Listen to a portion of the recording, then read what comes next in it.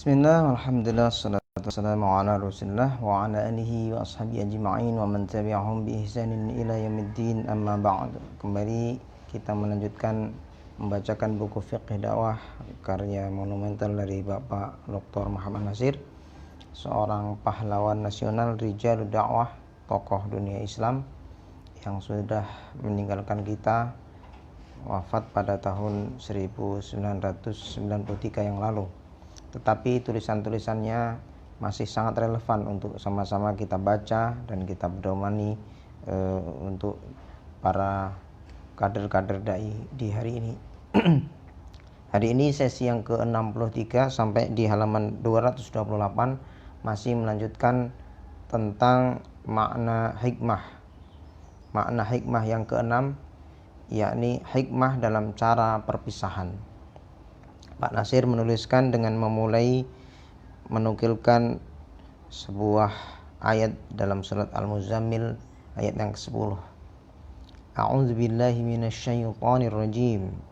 Wasbir 'ala ma yaquluna wahjurhum hajran jamila.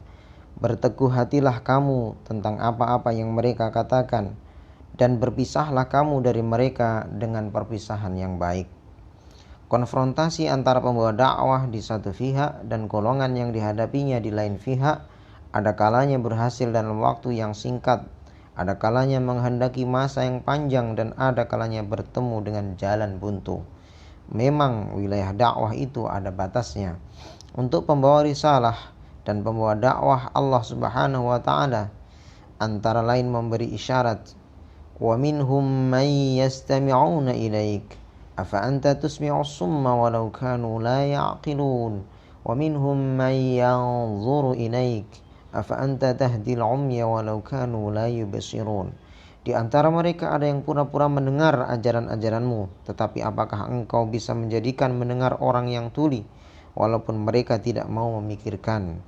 Dan di antara mereka ada yang pura-pura melihat kepadamu, tetapi apakah engkau bisa menuntun orang buta walaupun mereka tidak mau melihat? Surat Yunus ayat 42-43. Yang tuli bukan telinganya, yang buta bukan matanya, tetapi otak dan hatinya yang tuli dan buta, dan kemauannya yang sudah beku. Orang yang tidur bisa dibangunkan. Bagaimana membangunkan orang yang sedang bangun tetapi pura-pura tidur?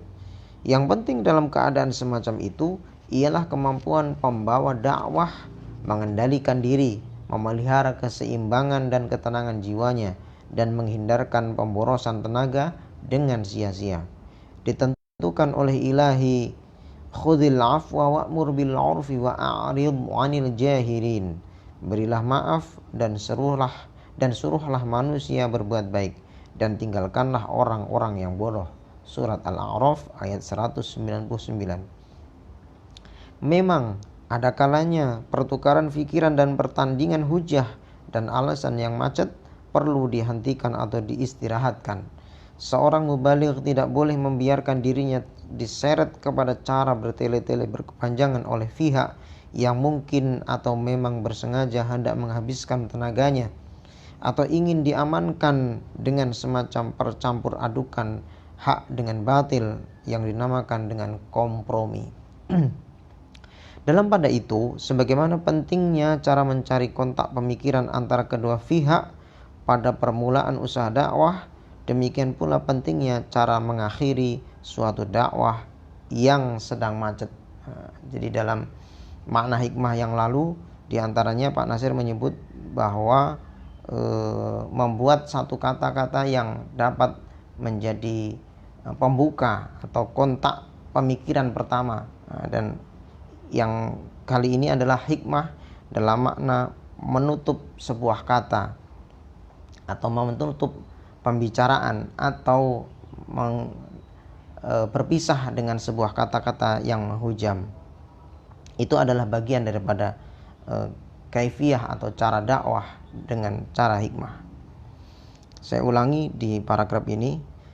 Dalam pada itu, sebagaimana pentingnya cara mencari kontak pemikiran antara kedua pihak pada permulaan usaha dakwah, demikian pula pentingnya cara mengakhiri suatu dakwah yang sedang macet.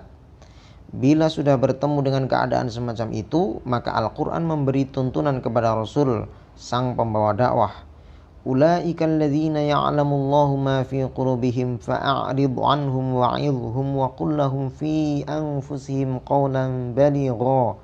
Mereka itu adalah orang-orang yang Allah tahu apa yang ada di hati mereka.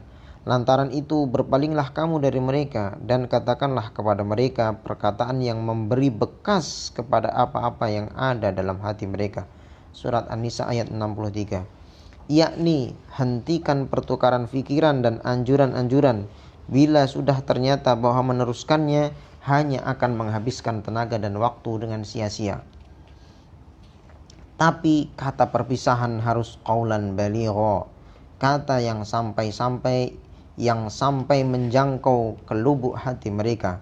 Jangan kata yang meninggalkan rasa pahit atau jengkel sehingga hubungan putus berkerat rotan. Nah, ini adalah bagian awal dari makna hikmah dalam arti mencari cara dalam berpisah terhadap mad'u, tetapi kemudian kata-kata perpisahannya yang ditemui karena sudah terasa agak buntu, maka kata-kata perpisahannya harus mengandung qaulan baligha, tidak menyebabkan jengkel dan lain sebagainya bagi mad'u tersebut, sehingga nanti dakwahnya satu saat tetap bisa dilanjutkan. Insyaallah besok kita kembali melanjutkan tulisan